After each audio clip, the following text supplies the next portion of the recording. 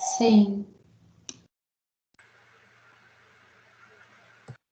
Sim, então tá bom, gente. Se o microfone estiver ruim, alguma coisa, vocês me param, tá? Bom, gente, vamos lá então para mais uma aulinha essa semana. Né? A minha neném ainda não nasceu, então hoje eu vou conseguir dar aula normal para vocês, tá? Deixa eu já compartilhar minha tela aqui para vocês.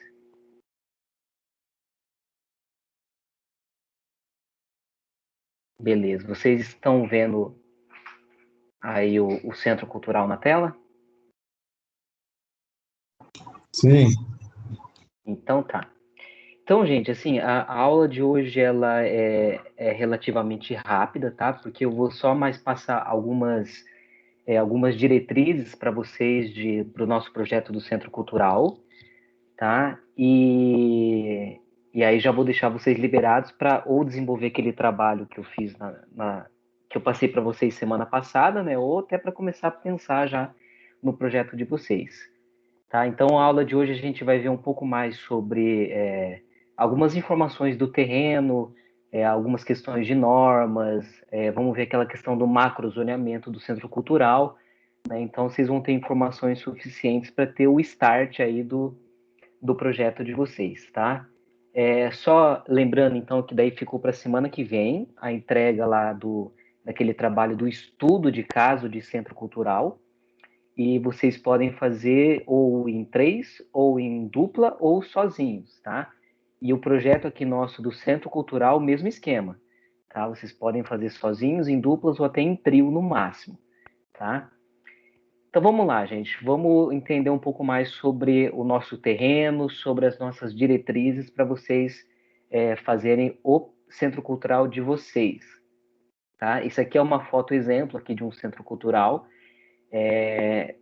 a Assembleia Centro Cultural da Assembleia Legislativa de New Caney, tá? Então só mais um exemplo de um estudo de caso de um centro cultural, tá? Na capa aí da nossa apresentação. Bom, vamos ao que interessa. Onde que é o terreno que vocês vão projetar? Tá? O terreno ele está em Arapongas, tá? O ideal, gente, seria assim, se a gente estivesse em dias normais, né, de a gente fazer uma visita no terreno para a gente conhecer o entorno, entender um pouco quais são as vias principais, quais são as vias secundárias, ver se tem alguma vista bonita no terreno, tal. Isso em condições normais, né? Como a gente está vivendo esses tempos de pandemia, muitas pessoas moram em outra cidade, então a gente vai ter que tentar se virar, né, com essas informações mais virtuais da localização do nosso terreno. Então ele é um terreno que está em Arapongas, só para a gente se localizar um pouco melhor, né? Aqui, deixa eu mostrar para vocês. Aqui é a Unopar, né? Todos conhecem. Então, o terreno do projeto ele está bem na outra extremidade aqui da cidade de Arapongas, tá? Algumas questões importantes, né? Que a gente já consegue tirar de conclusão aqui, olhando só essa foto aqui, tá?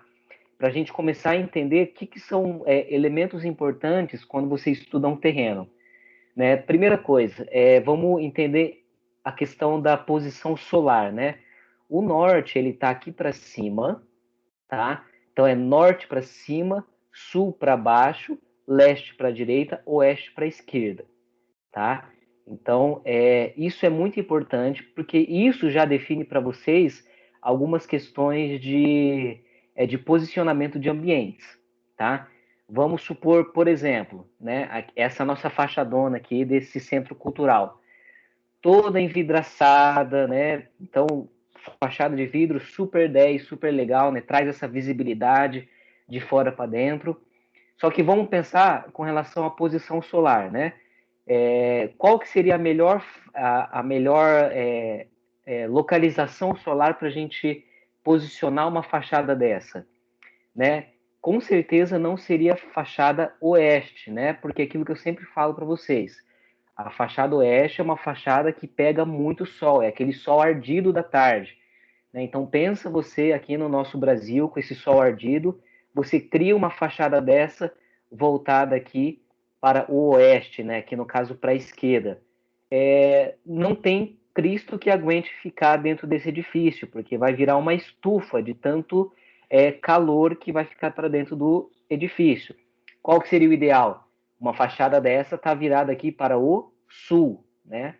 Ou então virado para o leste, que daí pega um solzinho da manhã, ou até mesmo virado aqui para o norte, que o sol do norte ele só vai entrar dentro do prédio mais no inverno, que é um sol mais inclinado. Mas no verão, o sol do norte ele é praticamente a pino aqui, né? Ele passa em cima do prédio.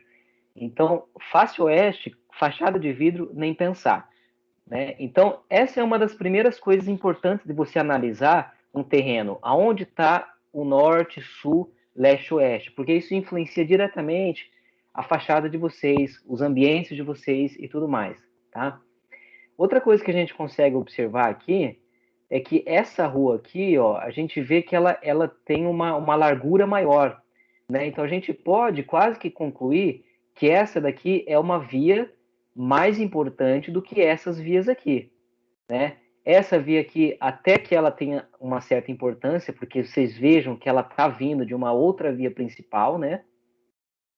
Mas tanto essa quanto essa, ó, são vias secundárias. E essas aqui são vias principais. Isso já te dá uma outra direção, né? Onde que você vai colocar o estacionamento, né, dos veículos? Né? Pensando que todos os veículos estão vindo por aqui, já fica aí uma dica, talvez estacionamento para cá, né? Ou um estacionamento que venha e entre por aqui, né? Mas o acesso dos veículos é interessante você fazer por uma via principal, certo?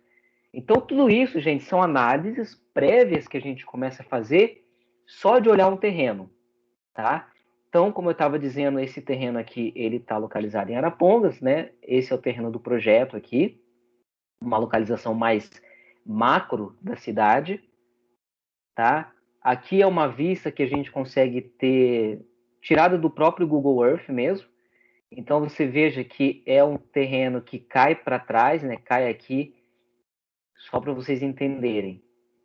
A gente está aqui olhando para cá, então a gente está olhando para esse bosque aqui do fundo, naquela vista. Então a gente está olhando para a face norte, essa vista. Você veja que tem uma vista meio que panorâmica aqui desse fundo, tem um bosque aqui. Então fica a dica aí também, tem uma vista legal para o fundo, né?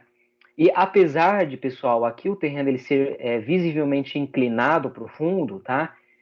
Nesse semestre ainda a gente vai considerar o terreno 100% plano, tá? Para a gente não vai inserir essa dificuldade neste momento no projeto, tá? Porque análise de terreno é uma coisa que daí é um pouquinho mais avançada, seria mais interessante a gente ter esse tipo de dificuldade se a nossa aula fosse presencial. Né? Como a gente ainda está nessa questão online, vamos facilitar um pouco e considerar esse terreno como se fosse 100% plano. É lógico que isso não existe na realidade, né? Não existe terreno 100% plano, mas para efeito acadêmico, vamos considerar ele 100% reto, tá? Então essa é uma vista panorâmica que vocês têm do terreno, né? Olhando aqui para a face norte, tá? E esse é o terreno com as medidas, tá? Vejam só que eu dei uma retificada nele, tá? Em relação ao original, deixa eu mostrar aqui, ó. Aqui ele tem umas inclinações, né? Ele tem aqui as esquinas curvas, mas também para facilitar para vocês, principalmente que ainda tem muitas pessoas que vão fazer à mão esse projeto, então eu deixei ele bem quadradinho, né? Assim, com ângulos de 90 graus e com medidas exatas, tá? Então ele tem 85 metros por 70 metros. E essa linha mais escura aqui, né, é a calçada que rodeia o terreno, tá? Então aqui a posição do sol, né, como eu falei, norte para cima, sul para baixo, leste direita, oeste para esquerda. Então esse é o terreno nosso, né? Tá tranquilo de vocês redesenharem ele no AutoCAD ou redesenharem ele à mão, né? E a metragem total dele, que é muito importante, de 5.950 metros quadrados, tá? Por que essa metragem é muito importante? Porque ela vai definir para nós alguns parâmetros, né, com relação à taxa de ocupação e coeficiente de aproveitamento, tá? Que a gente vai ver logo mais. Então, gente, recordando um pouquinho do que a gente viu na aula passada, né? Quais que são o passo a passo para a gente começar a projetar, né? A primeira coisa que eu tinha dito para vocês é que a gente precisa analisar as normas, né? As legislações que são utilizadas naquele determinado terreno que o cliente vai trazer para vocês, né?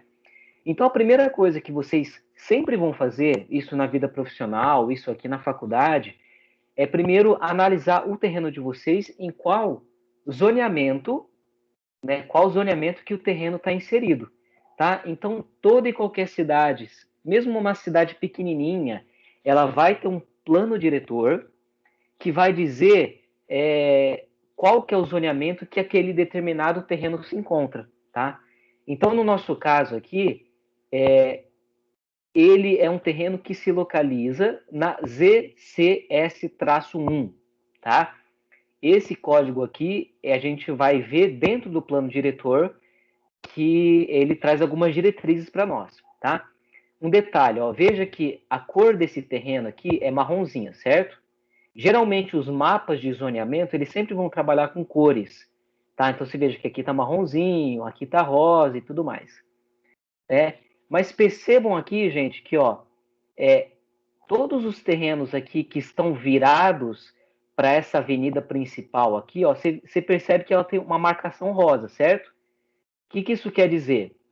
Que todos os terrenos virados para a rua principal, eles, ao invés de ter esse zoneamento aqui marronzinho, que é o ZRE2, ele pode se transformar nesse zoneamento rosinha aqui, que é, no nosso caso, o ZS1. Ou seja, como o nosso terreno está virado para essa via principal, então ele fica com as características do ZCS1. Tá? Então, ele é considerado uma zona comercial 1. Tá? Tudo isso vocês vão, é o tipo de instrução que vocês vão ter em qualquer plano diretor. Tá? Aqui eu já trouxe resumido para vocês.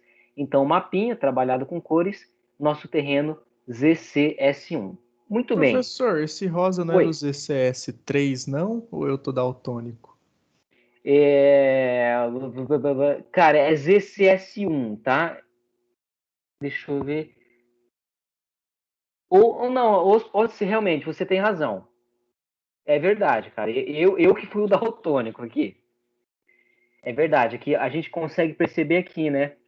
Esse aqui é mais vermelhinho, esse aqui é um pouquinho mais rosa. Você tem razão. Bom, de qualquer forma, gente, assim, então vamos fingir que esse aqui é um ZCS1 mesmo, tá? Esse aqui foi erro meu mesmo, tá? Mas a análise é importante isso vocês repararem, que as cores estão vinculadas. É difícil isso, que às vezes as cores são muito parecidas e pode trazer um pouco de confusão, tá? Mas agora, como aqui já está descrito, e até aqui no próximo slide eu já destaquei esse daqui, vamos trabalhar ele como sendo o ZCS1, tá bom? Então, o ZCS1, ele tem essas características aqui, tá? Eu acho que agora eu estou até lembrando, ó, que vocês vejam que o ZCS3, a gente não tinha muitas características para pegar dele. Acho que propositalmente eu mudei para ZCS1 para a gente ter alguns parâmetros de referência, tá? Na vida real não podemos fazer isso, tá, pessoal? A gente tem que seguir a rigor. Mas só para a gente ter um parâmetro aqui de projeto, né, vamos considerar como se fosse ZCS1 e analisar quais que são os nossos coeficientes, tá? Primeiro aqui, coeficiente de aproveitamento. Então, a gente vai sempre analisar o coeficiente básico, tá? Esse é o básico. Mínimo e máximo são algumas exceções que o plano diretor traz, tá? Então, no escopo do texto, lá vocês iriam ver em que situação que a gente utiliza mínimo e que situação que utiliza máximo, tá? Mas a grande maioria dos casos a gente vai utilizar coeficiente de aproveitamento básico. E o coeficiente básico das SCS1, ele tem um fator de 5. O que significa fator de coeficiente de aproveitamento 5? Significa que a gente pode construir até 5 vezes o valor do terreno. Então, se a gente for recordar lá, o terreno ele tem 5 mil 950 metros quadrados. Vezes 5, nós chegamos a um total de 29.750 metros quadrados. Isso é o que a gente pode construir nesse terreno, né? Mais ou menos 29 mil metros quadrados. Né? É área pra caramba, assim, é muita área. É claro que no nosso projeto a gente não vai chegar nesse tamanho de edifício, né? Mas só para vocês saberem como que é o cálculo, né? E entender o potencial construtivo do terreno. Então a gente pode chegar no coeficiente até 29.750 metros quadrados. Próximo item, taxa de ocupação, tá? Até 2 pavimentos, né? Ou seja, até 2 andares, você pode ocupar do seu terreno 90% do terreno. Então vamos ver de novo essa conta, 90% do terreno. Então 5.950, 90% disso é 5.355. Então, assim, 90% você praticamente pode utilizar, né, quase toda a totalidade do terreno, tá? Mas também eu já digo que o nosso programa de necessidades, vocês vão ver que o edifício vai ser bem menor. Então, tanto o coeficiente de aproveitamento quanto taxa de ocupação não vai ser um fator que vai, assim, nesse caso, influenciar tanto no nosso projeto, porque ele permite, né, construir muita área. E o nosso projeto dificilmente vai chegar a uma área tão grande, né? É diferente do nosso projeto que a gente fez semestre passado, né? Que vocês lembram que esses fatores aqui, eles acabaram influenciando bastante na casinha de vocês, né? Era um fator de bastante relevância, né? Porque limitava bastante a ocupação do terreno. Já nesse caso aqui, a gente está com bastante folga, né? Taxa de permeabilidade também, ó, comercial, industrial e misto, eles nem exigem taxa de permeabilidade, né? Então, se você quisesse fazer tudo cimentado aqui no caso, poderia, tá? Mas mais uma vez eu digo, não vai ser o nosso caso, porque o nosso projeto é muito pelo contrário, vai ter muita área verde, né? O terreno, já até adianto para vocês, como o terreno ele é muito grande, né? A gente vai trabalhar, vocês vão trabalhar bastante com área de jardins, com área de pátios, né? Área de convivência externa, porque o terreno te permite trabalhar bastante com esse tipo de conceito no projeto de vocês. Trabalhar com bastante áreas verdes, integrações de pátio, de praças, áreas de convivência externa, né? Porque o terreno é bem grande. Agora, a parte de recuos, né? Olha só, ele só pede 2 metros de recuo frontal, né? Como o nosso terreno aqui, todas as faces são voltadas para a rua, então, nesse caso, praticamente todas as faces você pode considerar como recuo frontal, tá? Porque o recuo frontal, o conceito é disso. O conceito do recuo frontal é esse, faces que são voltadas para as ruas. Então, basicamente, vocês vão ter que precisar, no mínimo, jogar 2 metros aqui, que é o que a norma pede, né? 2 metros, e vocês já podem, então, trabalhar o miolo desse terreno a partir dos 2 metros de recuo. Fração mínima por lote, isso aqui não é o caso, a gente não precisa disso. Gabarito de altura livre, né? Então, aqui não tem limite de altura, apesar de que também a gente não vai fazer construção acima de 2 pavimentos, eu imagino, né? Não vai precisar. Talvez a grande maioria seja até construção térrea, depende do conceito que vocês vão adotar, né? Mas o gabarito de altura é livre. Densidades líquidas, isso aqui não importa, tá? Então, gente, assim, com relação às normas que o terreno traz para vocês, tá muito tranquilo, porque o terreno é muito grande, né? Então, quase que não vai ter restrição com relação à ocupação do terreno, tá? Mas o que é importante vocês entenderem? Esse passo a passo aqui de como que vocês analisam se fosse na vida real, né? A zona, quais são as regras daquele terreno e tudo mais, tá? Bom, vamos lá. Ainda no plano diretor, uma outra norma importante que a gente encontra é com relação às vagas de estacionamento, tá?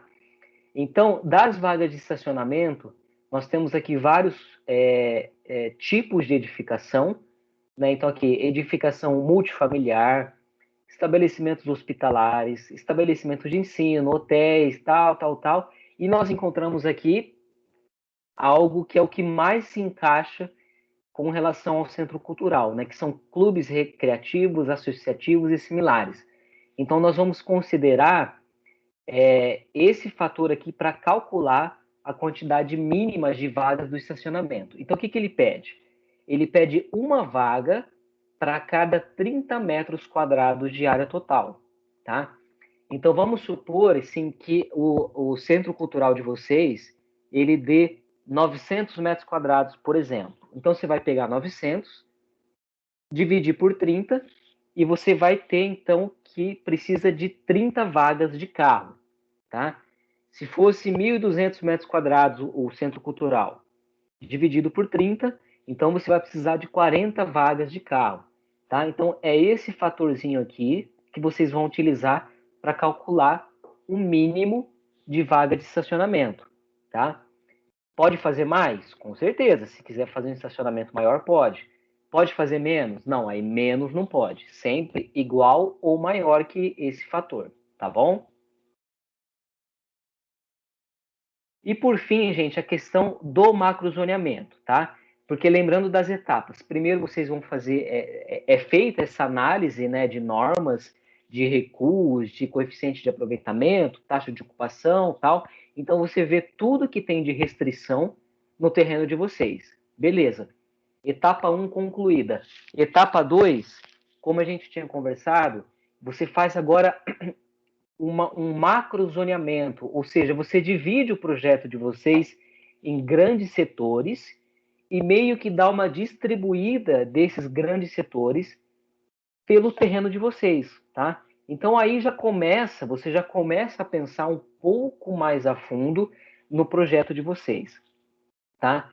Quais que são as macrozonas que nós vamos definir para esse nosso projeto, tá? Nós vamos ter 1, 2, 3, 4, 5, 6, 7 grandes setores. Então, nós vamos ter o setor administrativo, que tem aproximadamente 120 metros quadrados. Tá? Gente, isso aqui é tudo aproximado, tá? Vocês não precisam ficar obrigatoriamente presos a essa metragem. Isso aqui é só para dar um norte para vocês, tá? Mas não precisa ter exatamente vírgula, né? Assim, 120 metros quadrados. É só uma direção para vocês, mais ou menos, direcionarem, né, com relação ao tamanho desses setores. Então, administrativo, 120 metros quadrados. Nós vamos ter um setor de salas de aula, que vai dar mais ou menos 200 metros quadrados. Um setor de recepção e de foyer, tá? Para quem não sabe, né, foyer às vezes é uma palavra nova, mas o foyer nada mais é do que como se fosse um grande hall, né, uma grande recepção, uma grande área de convivência do centro cultural, tá? Eu tenho certeza que quando vocês forem pesquisar lá o centro cultural de vocês, na maioria deles vai ter essa área de foyer, né, essa área de recepção, que é esse grande hall realmente de convivência do centro cultural, tá? Então, essa recepção barra foyer, mais ou menos uns 300 metros quadrados. Nós vamos ter um auditório de mais ou menos 450 metros quadrados, uma biblioteca de 290 metros quadrados, um estacionamento de mais ou menos 1.400 e um setor de exposições de 380 metros quadrados, tá? É lógico que, assim, isso daqui são macrozonas. Depois, cada uma dessas macrozonas, a gente vai destrinchar elas e vão aí surgir os setores, vamos dizer assim, as microzonas, tá? Então, por exemplo, se você pegar o auditório, você vai ver que dentro do auditório vai ter o palco, vai ter a parte do público, vai ter banheiros, vai ter camarote, vai ter camarim, vai ter a parte de sala técnica, né? E isso, para cada um desses grandes setores, vai ter essas subdivisões. Vai ser uma outra etapa do nosso projeto, né? Mas, em primeiro lugar, o que vocês vão fazer? É esse macrozoneamento dentro do terreno desse terreno que eu passei para vocês, tá? Para ficar mais claro, deixa eu mostrar aqui que o pessoal fez no semestre passado, para vocês entenderem um pouco melhor sobre o que é esse macrozoneamento aplicado ao terreno. Professor, no caso desse daí, vai poder ter aquele centro que os outros comem lá? Esqueci o nome agora. A cafeteria? Mais ou menos isso. Isso, pode? Não, com certeza. Com certeza. Nessa parte do foyer, né, nessa parte da recepção, se você coloca um lugar de uma praça de alimentação, super bem-vindo, com certeza. Ah, tá. Tá? Vocês continuam vendo minha tela? Não. Não, então peraí. Não. Ô, professor, e essas salas seriam do quê? Tá, É algo essas salas. específico ou não? Deixa eu abrir aqui para vocês, vou aproveitar para vir. São as salas multiuso, que a gente chama, né? São as salas de ateliê, onde vai ter oficinas, vai ter aulas, é esse tipo de coisa, entendeu? É para ter essas aulas de, sei lá, por exemplo, taekwondo, aula de música, aula de artes, oficina de culinária, são essas aulas. Entendeu. Tá, deixa eu aqui. Agora vocês estão vendo minha tela, né? Isso. Tá. Então, aqui, ó, vou dar alguns exemplos, né, do que o pessoal fez no semestre passado para vocês visualizarem esse macrozoneamento. Tá? Então, o terreno aqui é o mesmo, né? Que é o norte, sul, leste, oeste, as mesmas medidas, 85 por 70 tem aqui. Então, aqui, esse aluno já fez essa macro distribuição. Né? Colocou a exposição aqui no meio, foi aqui para o canto, as salas ele subdividiu aqui uma parte de um lado, uma parte do outro, biblioteca para o fundo, administração para cá, auditório para cá e estacionamento para cá. Tá? Então, gente, isso é o macrozoneamento, tá? É simples assim. É você pegar esses grandes setores e distribuírem no terreno, tá? O que está errado aqui nesse macrozoneamento? O que está errado aqui é que ele não fez, assim, ele não utilizou aquelas áreas aproximadas que eu passei, tá? Então, a gente consegue perceber que essas áreas estão muito grandes. Perceba que ele praticamente ocupou todo o terreno, tá? Então, tá um pouquinho fora de escala isso daqui. Deixa eu mostrar um outro macrozoneamento que está um pouco mais dentro da realidade, tá? Ó, esse daqui tá um pouco mais dentro. Ó, aqui por fora tá o terreno.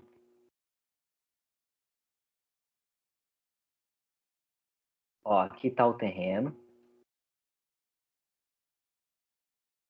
Tá? Então, vocês conseguem perceber que o centro cultural de vocês, ele vai ter bastante áreas verdes, né? Porque ele não ocupa tanto espaço no terreno, tá? Mas isso é um macrozoneamento. É você mais ou menos distribuir aonde vai ficar os setores de vocês, tá? E com isso, mais ou menos, já vai dando o formato que vai ficar o centro cultural de vocês. Tá? Deixa eu aqui abrir um outro exemplo. Ó, veja que esse aqui é bem diferente, né? Aqui já os alunos aqui já optaram por um formato já mais hexagonal, né? Mas aqui está o macrozoneamento, ó, recepção, administração, salas multiuso, ó, pôs um café no meio, biblioteca, auditório para cá e estacionamento aqui, tá? Então aqui ainda qual que é a ideia? É trabalhar com essas grandes zonas para numa próxima etapa depois a gente começar a subdividir esses ambientes, tá? Ó, aqui já seria uma próxima etapa. Tá? Aqui já tinha sido feito as macrozonas. Você veja até que aqui a aluna ela colocou corzinhas, né, do que é. Então aqui, ó, as salas multiuso, né, o laranja, já é uma próxima etapa, mas ela tinha feito a macrozona das salas multiuso para cá. Aqui a macrozona do foyer, do auditório para cá. Aqui o salão para cá.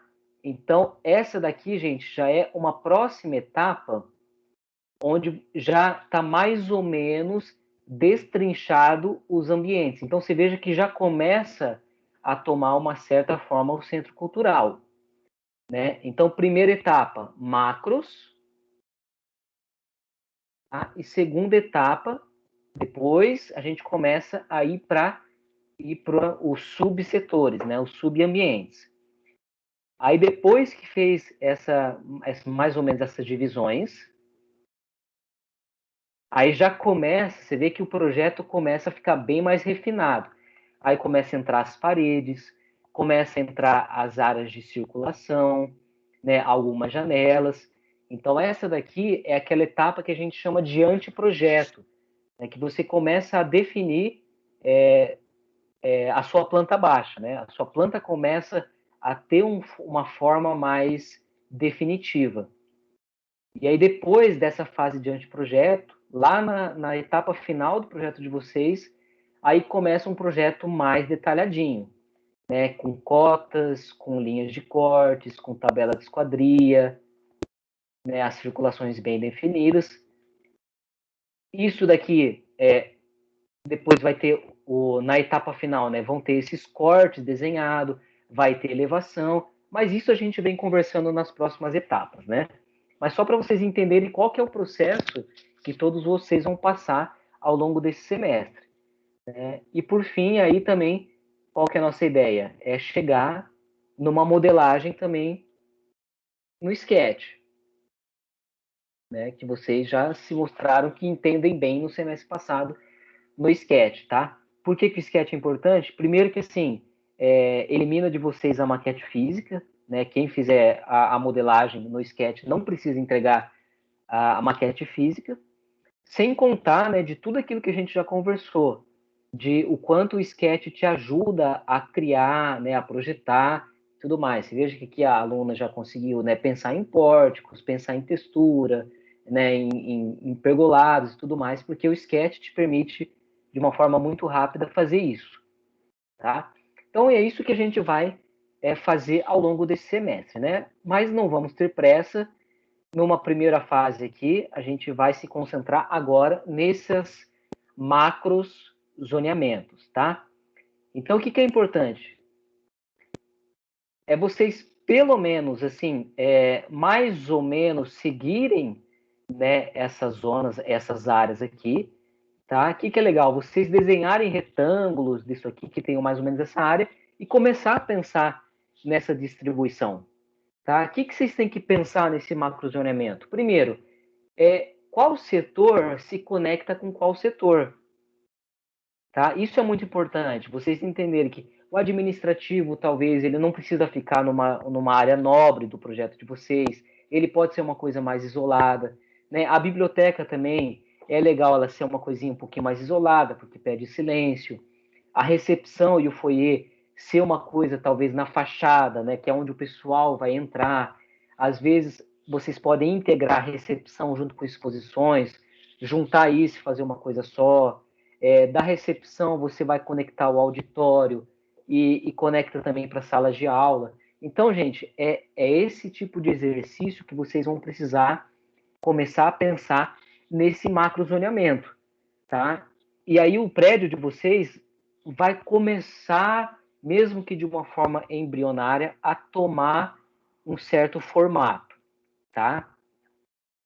Então, gente, isso é o que vocês vão fazer logo após vocês me entregarem aquele estudo de caso do Centro Cultural, tá?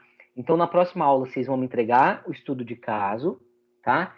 E aí, depois, na outra semana, vocês já começam a pensar no macrozoneamento de vocês, inserido dentro do terreno, tá? Essa é a segunda etapa desse nosso projeto, tá? Então, mas a gente vai se falando, gente. O que é importante vocês lembrarem? Então, próxima semana, entrega do trabalho do estudo do Centro Cultural, e aí depois, né, vamos ver aqui a data. Então, próxima semana, dia 9, vocês vão me entregar o estudo, e aí lá para o dia...